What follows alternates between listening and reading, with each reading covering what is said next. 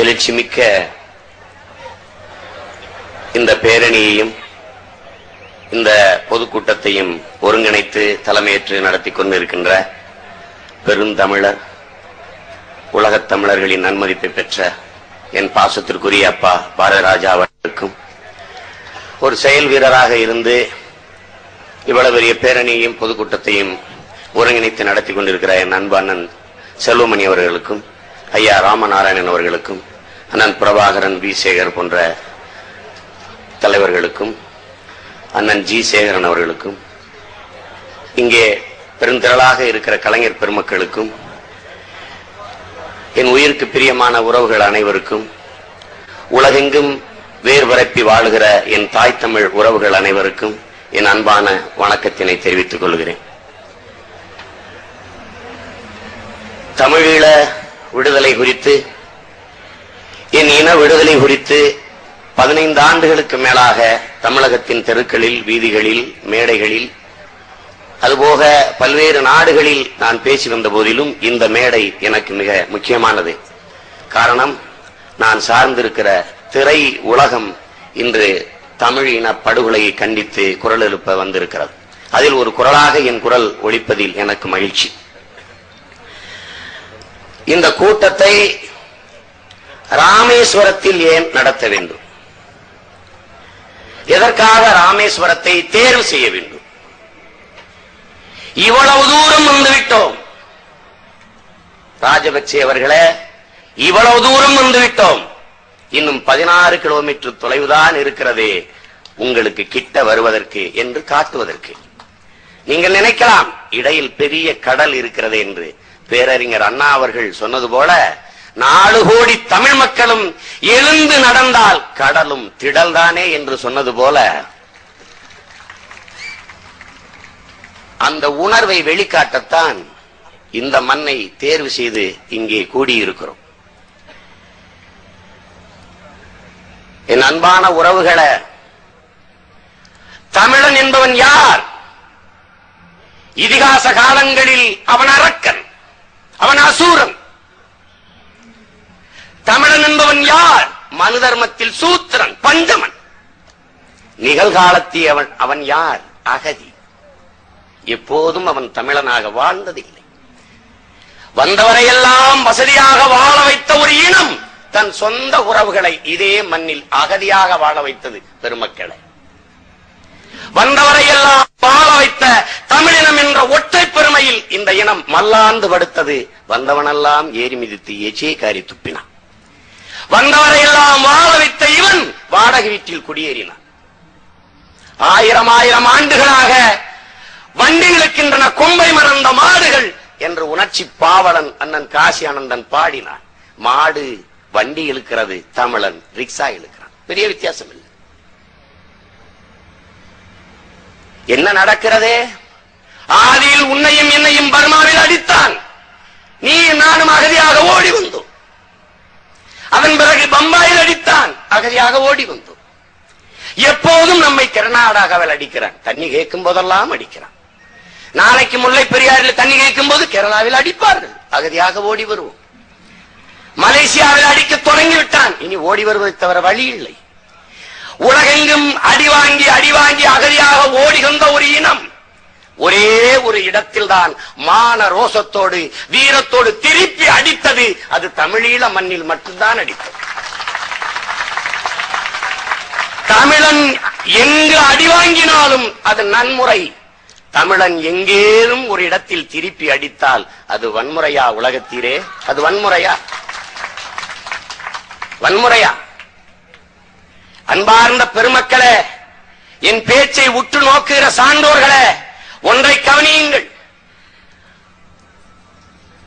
உலக வரைபடத்தில் தமிழன் வாழாத நாடு இல்லை. ஆனால் அவனுக்கென்று உள்ளங்கை அளவு ஒரு நாடு இல்லை. உலகில் மொழி தோன்றி 2 லட்சம் ஆண்டுகளாகிறதே. உங்களது எனது தாய்மொழி தமிழ் தோன்றி 50,000 ஆண்டுகளாகிறது. 50,000 ஆண்டுகளுக்கு மூத்த ஒரு தொன்மை இனத்தின், ஒரு தேசிய இனத்தின் பிள்ளைகளுக்கென்று ஒரு தேசம் இல்லை. அதுதான் அவலம். அந்த தேசத்தை அடைவதற்காக அன்பு பெருமக்களே, நாட்டுக்காக உயிரை கொடுப்பது உயர்ந்ததுதான், உத்தமமான காரியம்தான். ஆனால் அந்த உயிரை கொடுப்பதற்கு ஒரு நாடு அவசியம் அல்லவா? அதற்காகத்தான் என் உறவுகள் உயிரை கொடுத்து அந்த நாட்டை அடைய தமிழீழ மண்ணில் போராடி கொண்டிருக்கிறார்கள். என் உறவுகளை, இதை நீங்கள் மறந்துவிடக் கூடாது. மரணத்தை விடவும் மானம் பெரிதென்று நினைத்து உயிரை உருக்கி ஒரு குப்பியில் உரத்துக்கு முன்பு தொங்க போட்டுக் கொண்டு களமாடிக் கொண்டிருக்கிற மரத்தமிழ் மறவர்கள் வாழ்கிற பூமி தமிழீழ பூமி. இதை யாரும் மறந்துவிட முடியாது. எதற்காக இந்த போராட்டம் எழுந்தது? உலகெங்கும் இருக்கிற பெருமக்களே, மனிதநேயமிக்க வல்லுநர்களே, மாந்தநேய உணர்வாளர்களே, அரசியல் பெருந்தலைவர்களே, ஆழ்ந்து கவனிங்கள். தமிழினத்தின் முதல் எதிரி அவன் பேசுகிறானோ அவன்தான் தமிழ் இனத்தின் முதல் எதிரி. ஆழமாக பதிவு செய்து கொள்ளுங்கள். இலங்கையில் உன் இழவுக்காக 306 மீனவன் உன் ரத்த சொந்தம் செத்து விழுந்த இழவுக்கு அழாத இவன் இல்லாத இலங்கையின் இறையாண்மைக்கு ஏன் அழுகிறான்? அதுதான் என் கேள்வி. எங்கே இருக்கிறது ஒருங்கிணைந்த இலங்கை? எங்கே இருக்கிறது இறையாண்மை? இலங்கையில் யாராவது ஒருவன் என்னோட வாதிடவா? எங்கே இருக்கிறது இலங்கையில் இறையாண்மை? அருமை பெருமக்களே, இந்திய தேசியத்தில் தமிழ் பேசுகிற, தமிழை தாய்மொழியாக கொண்ட சீமான் இந்தியாவின் தலைமை அமைச்சராக பிரதமராக ஆக முடியும் என்ற அரசியலமைப்பு சட்டம் இருக்கிறது. மலையாளத்தை தாய்மொழியாக கொண்ட ஒருவன், கன்னடத்தை பேசுகிற ஒருவன், தெலுங்கு பேசுகிற ஒருவன் இந்த தேசத்தின் பிரதம அமைச்சராக ஆக முடியும் என்று அரசியலமைப்பு சட்டம் இருக்கிறது. ஆனால் தமிழன் ஒருபோதும் பிரதம அமைச்சராக ஆக முடியாது என்ற நிலைமை இருக்கிறது. அது வேறு. ஆனால் சட்டம் இருக்கிறது. அதனால் இது இறையாண்மை என்று நம்பப்படுகிறது, கருதப்படுகிறது. இலங்கையின் நிலை என்ன? தமிழன் ஒருபோதும் அந்த நாட்டின் தலைமை அமைச்சராக ஆக முடியாது என்ற அரசியலமைப்பு சட்டம் இருக்கிறது. ஒரு நாட்டில் ஒரு மொழி பேசக்கூடிய ஒரு இனம், அந்த மண்ணின் பூர்வீக இனம், அந்த மண்ணையே தன் பிறப்பிடமாக கொண்ட ஒரு பூர்வீக குடிமக்கள், அந்த மண்ணுக்கான உரிமை அத்தனையும் கொண்ட மக்கள், அந்த மக்களுக்கு அந்த நாட்டில் தலைமை அமைச்சராக ஆக முடியாது, அதிபர் ஆக முடியாது என்று சட்டம் இருக்கிறது.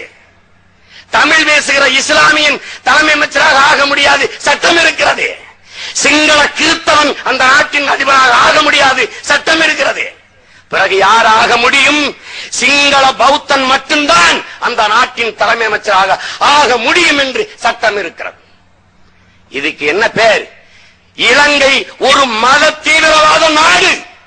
இதை யார் மறுக்க முடியும்? உலகெங்கும் மதவாதத்திற்கு எதிராக குரல் எழுப்புகிற பெருமக்களே, கண்டிக்காது ஏன்? எங்கே இருக்கிறது இலங்கையில் இறையாண்மை? எங்கே இருக்கிறது ஜனநாயகம்? என் அன்பான உறவுகளே, உன்னை யாராவது அடிமையாக இரு என்று சொன்னால், அடிமையாக இரு என்று சொன்னால் உனக்கு எவ்வளவு கோபம் வரும்? ஒரு வீரன் எறிந்த தேசிய இனத்தின் பிள்ளைகளை, அந்த நாட்டின் சொந்த மக்களை, இலங்கை என்னுடைய நாடு, அண்டி பிழைக்க வந்தவன் சிங்களன், என்னை அடித்து ஒழித்து மொத்த இலங்கையும் என் நாடாக்கிக் கொள்ள வேண்டும் என்று நினைக்கிறான். யார்? 1.5 கோடி மக்கள் தொகையே கொண்ட சிங்களன். 12 கோடி மக்கள் தொகை கொண்ட இந்த தேசிய இனம் அடி வாங்கி அகதியாக ஓடுகிறது. இந்த அவலத்தை எவன் துடைப்பது? யாரு நீக்குவது? ஒரு நாட்டில் அந்த நாட்டின் குடிமக்களை இரண்டாந்தர குடிமக்களாக இருங்கள், அடிமையாக இருந்து பிழையுங்கள், நாயினும் கீழே போங்கள், நக்கி பிழையுங்கள், புழுவாக நெளியுங்கள் என்று சொல்வதற்கு எவனுக்கு யோக்கியதை இருக்கிறது? எவனுக்கு அருகதை இருக்கிறது? ஒருங்கிணைந்த இலங்கைக்குள் கட்டுப்பட்டு வாடுங்கள், ஒற்றை ஆட்சிக்குள் ஒரு தீர்வை காணுங்கள் என்று எவன் பேசுகிறானோ அவன்தான் என் இனத்தின் முதல் எதிரி. அந்த மண்ணில் தமிழ் ஈழம் தவிர வேற எதுவும் தீர்வில்லை. நாங்கள் கேட்பது என்ன? மாந்தநேயமிக்க உலகத்திலே நாங்கள் கேட்பது என்ன? புரட்சியால் பூத்த பூமிக்கு சொந்தக்காரர்களே, நாங்கள் கேட்பது என்ன? உங்களைப் போல, எல்லோரையும் போல சுதந்திரமாக பிறக்க, வாழ, இறக்க ஒரு பூமி, பறந்து விரிந்த இந்த பூமி பந்தில் எங்களுக்கென்று ஒரு இதில் யாருக்கு என்ன இடைஞ்சல் இருக்க முடியும்? மக்களே, யாருக்கு என்ன கஷ்டம் இருக்க முடியும்? சிங்களனுடைய எல்லையில் ஒரு கைப்பிடி அளவு மண்ணை நாங்கள் கேட்கவில்லை. நான் பிறந்த வீட்டில், நான் நடந்த தெருவில், நான் படித்த பள்ளியில், நான் விளையாடிய திடலில் விளையாட எனக்கு ஒரு இடம். என் மண்ணை நான் கேட்பதில் என்ன தவறு இருக்க முடியும்? இதை கேட்டால் இது தீவிரவாதம், இது பயங்கரவாதம், இது திட்டமிட்ட ஒரு இனப்படுகொலைக்கு போடுகிற முகமுடி. பயங்கரவாதம், தீவிரவாதம் என்ற ஒற்றை சொல்லில் அடக்கி அடக்கி இந்த இனத்தை அழித்து முடித்து விடுவதற்கான ஒரு கொடுஞ்செயல். இதை யாரும் மறுக்க முடியாது. இறையாண்மை பற்றி பேசுகிற பெருமக்கள், இந்திய தேசியத்தின் பெரும் பெரும் அறிஞர்கள் பாகிஸ்தானில் இருந்து பங்களாதேஷை பிரிக்கும் போது இது பற்றி பேசாது ஏன்? இந்தியாவில் இருந்து பாகிஸ்தான் பிரிந்ததே உலகத்தில காரணம் மதம். பாகிஸ்தானிலிருந்து பங்களாதேஷ் பிரிஞ்சதற்கு காரணம் என்ன? மொழி. அதேதானே எங்களுக்கும். வேறு இனம் சிங்களன், வேறு மொழி அவனுக்கு, வேறு மதம் அவன். நாங்கள் மொழியாலும் இனத்தாலும் பண்பாடு மரபியலாலும் அத்தனையும் அவனிலிருந்து வேறுபடுகிறோம். அப்ப நாங்க தனிநாடு கேட்கிறதுல எங்களுக்கு தனியாக எங்களை விட்டுவிடுங்கள் என்று சொல்வதில் என்ன பிழை இருக்க முடியும்? பாகிஸ்தானில் இருந்து பங்களாதேஷை போரிட்டு பிரிச்சு சுதந்திர பிரகடனப்படுத்தி தனியாக விட்டது இந்தியா. எங்களை மட்டும் தடுக்க காரணம் என்ன? நான் சொல்றேன் காரணம். நான் சொல்றேன். சும்மா இருந்தா இந்த அமெரிக்காக்காரன் யுனெஸ்கோ நிறுவனம் ஒரு அறிக்கை விடுது. உலகத்திலே இதுவரைக்கும் அறிவில் சிறந்தவர்களாக யூதர்கள் தான் இருந்தார்கள், இப்போது அவர்களையும் முந்திக் கொண்டு தமிழர்கள் போகிறார்கள் என்று எழுதுகிறார். ஏற்கனவே வீரத்துல சிறந்தவனா இருக்கிறான், வீரத்துல அறிவில வேற சிறந்தவனா இருக்கான். அவன் கையில நாட்டை கொடுத்தா என்ன ஆகும் என்று அச்சப்படுகிறார்கள். ஏன் இந்தியா உன் விடுதலையை தடுக்கிறது? பல்வேறு மொழிவாரி மாநிலங்களை கொண்ட இந்தியா ஒரு தேசியம் என்ற மெல்லிய நூலிலையில் இணைக்கப்பட்டிருக்கிறது. அது இல்ல, இணைக்கப்பட்டிருக்குது. அது இப்போ அப்போ இத்துக்கிட்டு இருக்குது. அதுவா அல்லதா எதை அக்கிறான்னு தெரியல. அதுல என்ன பிரச்சனை? தமிழன் ஒரு நாடு அடைந்தால் இந்த நாட்டில் வாழக்கூடிய 6.5 கோடி மக்களுக்கும் உலகெங்கும் பரவி வாழக்கூடிய 12 கோடி மக்களுக்கும் தனி பிரதிநிதித்துவம் வந்துவிடும் என்று பயப்படுகிறார்கள். இதுதான் உண்மையான உண்மை. இதுதான் உண்மை. இதுதான் அச்சம். உலகம் அச்சப்படலாம், இந்த நாடு தடுக்கலாம். நீங்கள் ஏன் பயப்படுகிறீர்கள்? அருமை பெருமக்களே, உன்னுடைய தேசிய மொழி எது? இந்தி. உன்னுடைய தேசிய கீதம் எது? வங்காளி. ஒரு தேசிய இனத்தின் பிள்ளைகளுக்கு நேர்ந்த அவலம். தமிழீழ நாடு அடைந்தால் உன்னுடைய தாய்மொழி தமிழிலேயே உன்னுடைய தேசிய கீதம் பாடப்படும் என்பதால் பயப்படுகிறார்கள். ஒலிம்பிக்கில் துப்பாக்கி சுடுகிற போட்டியில் ஒரு பதக்கமும் வேறு ஒரு நாட்டிற்கு போகாது என்று பயப்படுகிறார்கள். அந்த நாட்டில் தமிழீழ தேசிய கொடி ஏறுகிற போது உன் உடம்பு சிலிர்த்து நீ மெய் சிலிர்த்து கரவொலி எழுப்பி நிற்பாய் என்று பயப்படுகிறார்கள். இதுதான் உண்மை. யாரும் மறுக்கிறதுக்கு இல்லை. அங்கே என்ன நடக்கிறது? அந்த நாட்டு இனப்படுகொலை. 25 ஆண்டுகளுக்கு மேலாக அங்கே போர் நடக்கிறது. உலகத்தில அங்கே போர் நடக்கிறது. இலங்கை சீனாவோட சண்டை போடுகிறது, இலங்கை பாகிஸ்தானோடவா சண்டை போடுகிறது, இலங்கை ஜப்பானோடவா அமெரிக்காவோடவா இந்தியாவோடவா சண்டை இடுகிறது? இல்லை மக்களே. தன் நாட்டுக்குள்ளே வாழக்கூடிய தன் நாட்டு மக்களிலே ஒரு இனமாக இருக்கக்கூடிய தமிழ் இன மக்களோடு 25-30 ஆண்டுகளுக்கு மேலாக போர் தொடுக்கிறது. இதை நீங்கள் கவனியுங்கள். உலகத்திலேயே ஒரு இன மக்களை அழித்து ஒழிப்பதற்காக உலக வரலாற்றிலேயே இவ்வளவு நீண்ட காலம் போர் நடப்பது இலங்கையில் மட்டும்தான். என்ன கேட்கிறோம்? இந்தியா போன்ற புத்தன் பிறந்த பூமி, காந்தி பிறந்த தேசத்திற்கு என்ன கருணை இருக்கிறது? என்ன யோக்கியதை இருக்கிறது? பிற விஷயத்தில் தலையிட மாந்தனையும் பேச உங்களுக்கு என்ன யோக்கியதை இருக்கிறது? அமெரிக்காவுக்கு என்ன அருகதை இருக்கிறது? இலங்கையோ நாட்டோட சீனா போன்ற பெரிய நாடு படையெடுத்து சண்டையிட்டால் நீங்கள் ஆயுதம் கொடுத்து உதவுங்கள், எங்களுக்கு பிரச்சனை இல்லை. பாகிஸ்தானோடு போரிட்டால் ஆயுதம் கொடுத்து உதவுங்கள், எங்களுக்கு பிரச்சனை இல்லை. ஆனால் ஒரு நாட்டில் அந்த நாட்டு சட்டத்திட்டத்திற்கு அந்த நாட்டு இறையாண்மைக்கு கட்டுப்பட்டு வாழக்கூடிய ஒரு இன மக்களை அழித்து ஒழிப்பதற்கு உலக நாடுகள் எல்லாம் ஓடி ஓடி கருவி கொடுத்து பயிற்சி கொடுத்து உதவுவதற்கான காரணம் என்ன? தமிழன் பூண்டோடும் வேரோடும் வேரடி மண்ணோடும் அழிந்து போகட்டும் என்று நீங்கள் நினைக்கிறீர்கள். அது சாத்தியமில்லை. பிரபாகரன் என்ற ஒற்றை தலைவன் உயிரோடு இருக்கும் வரை அந்த இனம் அழிந்து போவதில்லை.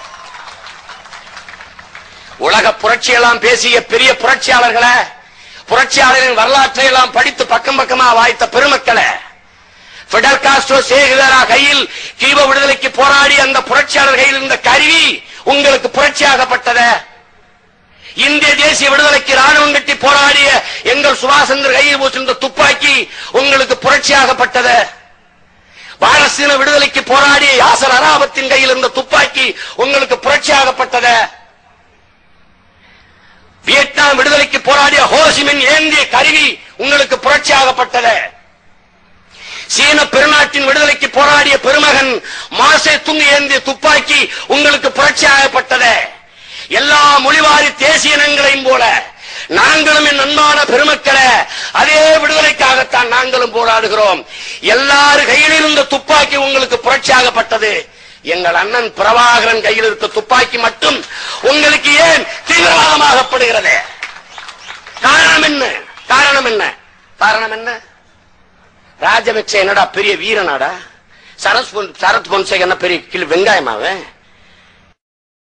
மாடுகிற தலைவன் மழை போல குண்டு பொழிகிறது. கடந்த ஓராண்டுகளில் மட்டும் 6000 முறை குண்டு வீசியிருக்கிறது இலங்கை இனவெறி ராணுவம். ஒரு குண்டின் எடை 1000 கிலோ. கிபீர் என்கிற விமானம் இஸ்ரேலில் இருந்து 250 கோடிக்கு சிங்களன் வாங்கியிருக்கிறான். குண்டு எப்படி வெடிக்கும்? பூமிக்கு கீழே போய் குடைந்து குடைந்து போய் வெடிக்கும். வெடித்த அடித்த நொடியில் பூமிக்கு கீழே போய் குடைந்து குடைந்து போய் வெடிக்கும். வெடித்த அடித்த நொடியில் 2 மணி உயரத்திற்கு தண்ணீர் பீச்சி அடிக்கும். என் அன்பார்ந்த பெருமக்களை, தரையில் இந்த குண்டு விழுந்தால் தண்ணீர் வீழ்ச்சி அடிக்கும். நம் உறவுகளின் தரையில் விழுந்தால் என்ன வீழ்ச்சி அடிக்கும் என்று கற்பனை. ஒரு நாட்டுக்கும் இன்னொரு நாட்டுக்கும் இடையே சண்டை நடக்கும் போது பயன்படுத்தக்கூடிய இந்த கனரக ஆயுதத்தை பயன்படுத்துகிறத இலங்கை இனவெறி ராணுவம். இதை ஏன் அல்லா மாந்தனைய மிக்க இந்த சர்வதேச சமூகம் ஒரு சின்ன கண்டனத்தை கூட எழுப்பவில்லை? ஏன் கண்டிக்கல? அமெரிக்க வல்லாதிக்கம் சதாம் ஹுசேன் மீது போர் நிறுத்ததை ஏன் தெரியுமா பெருமக்களை? ஒரு பேரழிவு ஆயுதம் வைத்திருக்கிறான். அவன் சண்டை எடுத்தவன் அடித்த பிறகுதான் தெரியுது அந்த பேரழிவு ஆயுதத்தை அமெரிக்கா தான் வைத்திருந்தது என்று. இன்றைக்கு என்ன நடக்கிறது?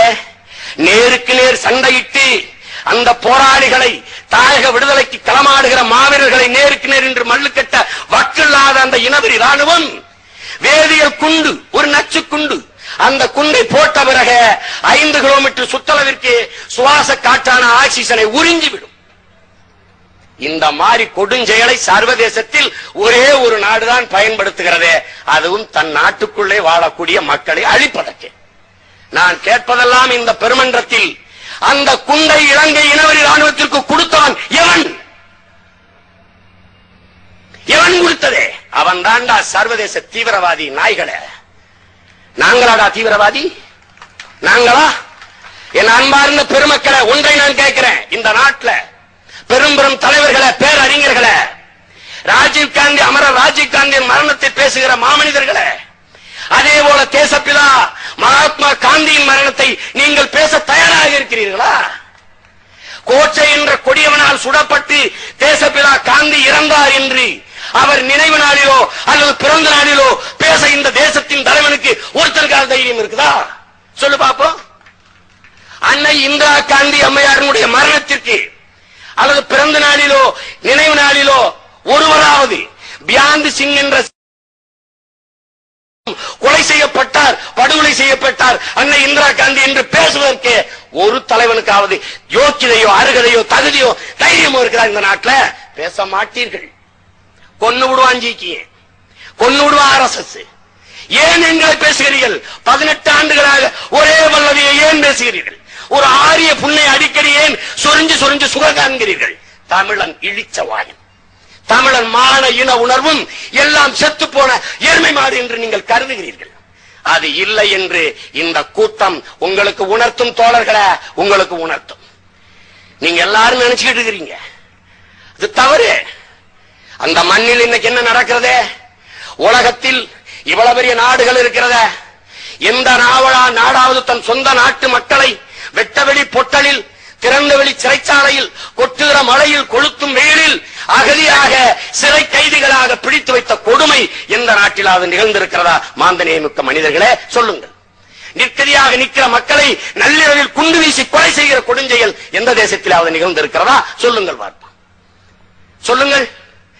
தாய் தந்தையர் கண் முன்னே 18 வயது இளம்பெயனை பாலுறவு பாலியல் வல்லுறவு கொண்டு கொலை செய்துவிட்டு மருத்துவ பரிசோதனையில் அவள் கற்பழிக்கப்பட்டது தெரிந்து விடுமோ என்று அச்சப்பட்டு அவள் பிறப்புறுப்புக்குள் துப்பாக்கி செலுத்தி வெடிக்க வைத்த கொடுஞ்செயலை செய்கிற ஒரு ஈனத்தனமான இனவெறி ராணுவத்திற்கு துணை போகிற தேசங்களை எந்த தீவிரவாத பட்டியலில் நீங்க சேர்த்து போகிறீர்கள்?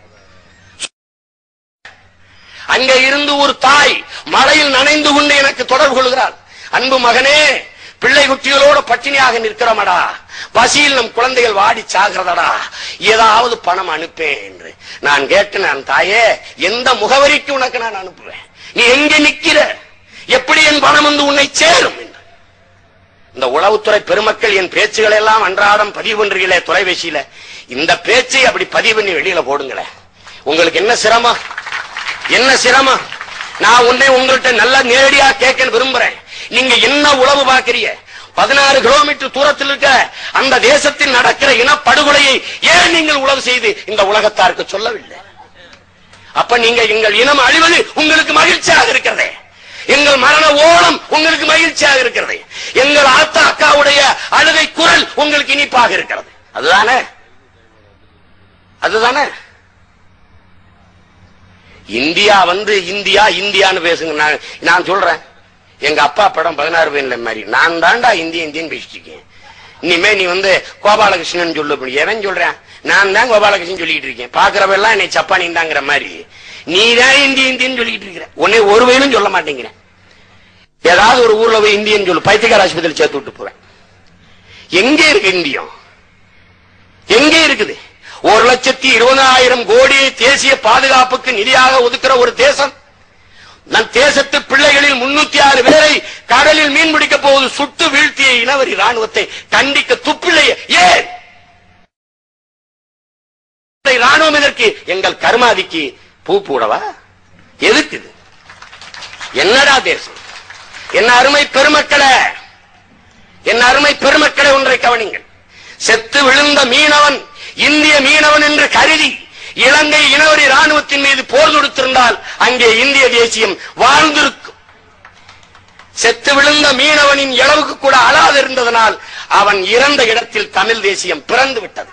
இதுதான் உண்மை. நாங்களாவா கேட்கிறோம்? நீங்களா கொடுக்கிறீங்க, நீங்களா கொடுக்கிறீங்க. ஒன்றை நினைவு கூறுங்கள், நீண்ட நேரம் பேச வேண்டும், ஆனால் நேரம் குறைவாக இருக்கிறது. என் உணர்வுகளை உங்களோடு பகிர்ந்து கொண்டு பிரியலாம் என்று கருதுகிறேன். பெருமக்களே, நாடு தமிழீழ நாடு அடையவில்லை என்று எவன் சொன்னாலும் நீங்க நம்பாதீர்கள். நாடு அடைந்து பல ஆண்டுகள் ஆகிவிட்டது. நாடு அடையாமலா மருத்துவத்துறை, பொருளாதாரத்துறை, நிதித்துறை, நீதித்துறை, போக்குவரத்து துறை, காவல்துறை இருக்கிறது. எல்லாம் இருக்கிறது, எல்லாம் இருக்கிறது. தமிழனுக்கென்று ஒரு மிகப்பெரிய நாடு உருவாகிவிட்டது.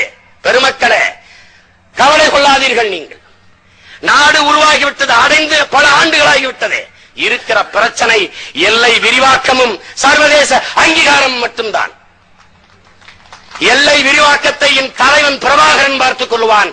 சர்வதேச அங்கீகாரத்தை உலகெங்கும் பரவி இருக்கிற பெருமக்களே, என் தாய் தமிழ் உறவுகளே, வீர தமிழ் மறவர்களே, நீங்கள் வாருங்கள்.